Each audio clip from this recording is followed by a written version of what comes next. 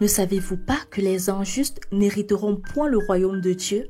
Ne vous y trompez pas. Ni les impudiques, ni les idolâtres, ni les adultères, ni les efféminés, ni les ivrognes, ni les outrageux, ni les ravisseurs n'hériteront le royaume de Dieu.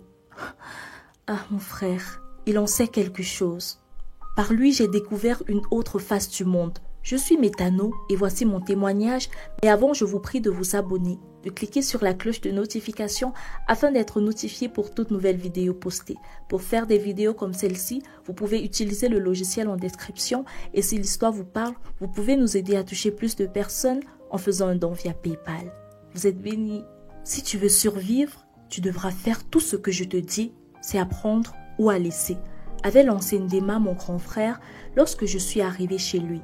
Je venais à peine d'avoir mon bac et mes parents avaient décidé que j'irais vivre avec lui pour avoir une chance de m'en sortir et d'aller en fac. Ils n'avaient pas suffisamment de moyens pour que je poursuive mes études auprès d'eux, raison pour laquelle ils avaient fait appel à mon grand frère qui, lui, était parti de la maison depuis quelques années.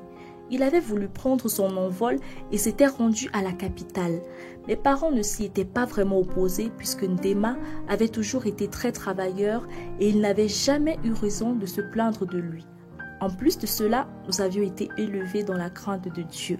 Pas de problème, tu peux y aller, mais seulement si tu es certain que c'est la meilleure des solutions. Tu sais, la réalité de la vie est tout autre lorsque tu quittes le cocon familial.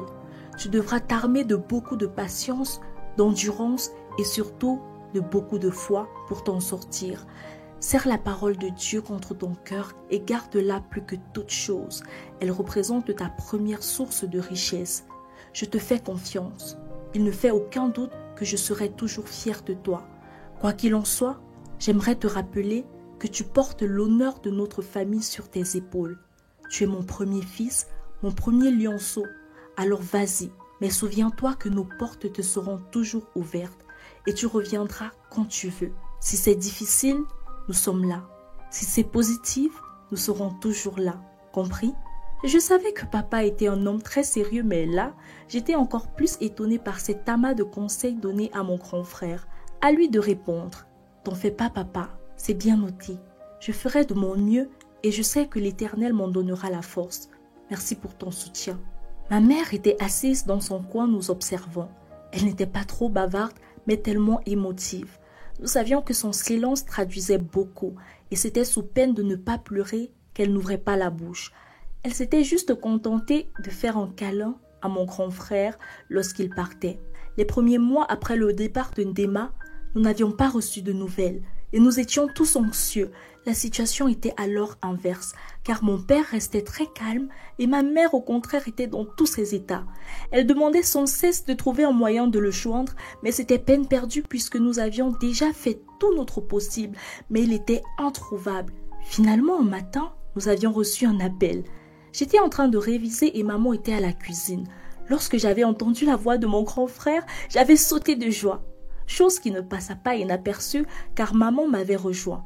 Elle était si émue d'entendre la voix de son fils.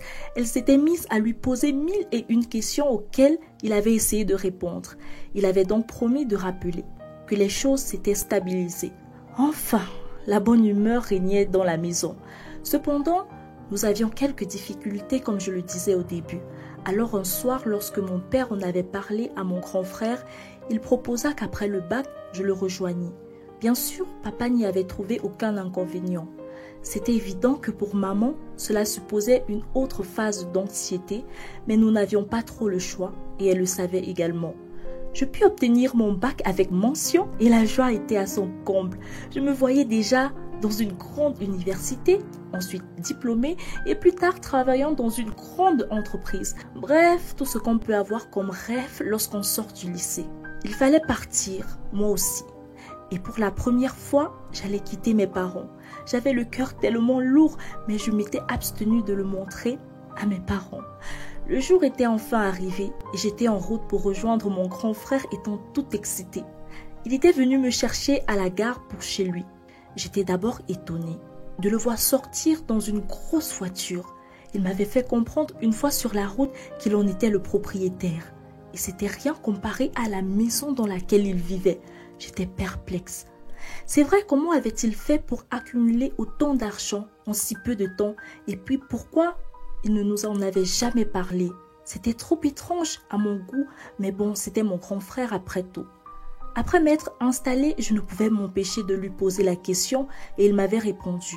C'est le fruit du travail acharné et rien d'autre. Ah d'accord, je vois. De quel travail s'agit-il exactement, Dema? En plus, tu n'es même pas encore diplômée. Dieu t'a vraiment fait beaucoup de grâce. Oui, c'est ça exactement, avait-il répondu. Je fus très vite inscrit dans l'une des grandes universités de la ville et tout se passait plutôt bien pour moi. Sauf que je ne voyais jamais mon grand frère. Il apparaissait et disparaissait sans prévenir, toujours entre deux voitures. Je me retrouvais seule dans cette grande maison. J'eus donc une idée. L'idée d'enquêter et de savoir réellement quelles étaient ses occupations. Je ne sais pas si c'était la meilleure ou la pire des décisions de ma vie, mais une chose est sûre, il fallait que je le fasse. Ce jour-là, j'avais manqué mon cours et avais loué un taxi avec la carte de crédit que mon grand frère m'avait donnée et j'avais décidé de le suivre en filature durant la journée. Le premier lieu où il s'était arrêté était comme un casino. J'étais entrée après lui et ce que mes yeux avaient vu était trop fort pour moi. Des filles à moitié nues, des hommes fumant de partout, une musique atroce qui jouait sans compter les bruits des uns et des autres, des hommes s'embrassant entre eux et vice-versa, de l'argent sur la table accompagné de sachets de drogue. J'étais sans voix. Je ne comprenais pas comment un lieu pareil pouvait exister sans que la police ne passe, car il était clair, il n'avait pas du tout peur de quoi que ce soit. Soudain, je vis dans un coin des hommes en tenue, tantôt de police, de gendarmes et même de la marine, du moins du peu que je me souvienne. Mais alors, je ne voyais pas mon grand frère. Après quelques minutes, je le vis sortir d'une pièce. Évidemment, je m'étais cachée. Il avait suivi sur son nouveau trajet. Il s'arrêta ensuite devant un port et se mit à discuter avec un autre homme en lui remettant un paquet. Soudain, des hommes nous avaient fait sortir de la voiture, le chauffeur et moi. Ils nous avaient repérés, je ne sais pas comment. Pourtant, nous avions fait attention. Mon cœur se mit à battre à grande vitesse. Lorsque mon grand frère m'avait vu, il avait fait semblant de ne pas me reconnaître. Nous avions été embarqués et je ne savais pas ce qu'ils allaient faire de nous. Je n'aurais jamais dû jouer les détectives. Et ben voilà où ça m'a mené, me dis-je.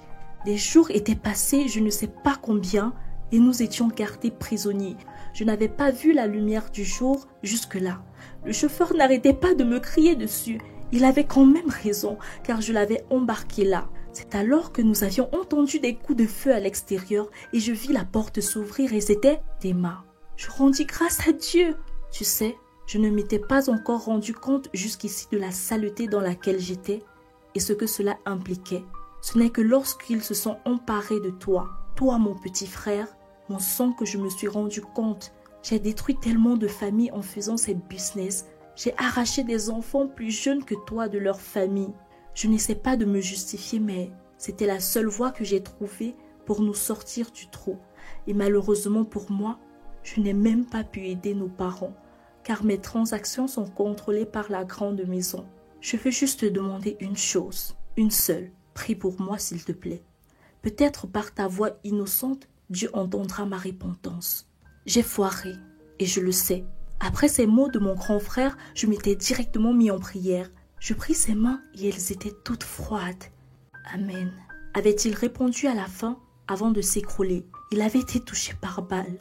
Et oui, mon grand frère est mort, parti pour toujours. L'argent et l'argent. Doit-il vraiment prendre la place de Dieu dans notre vie?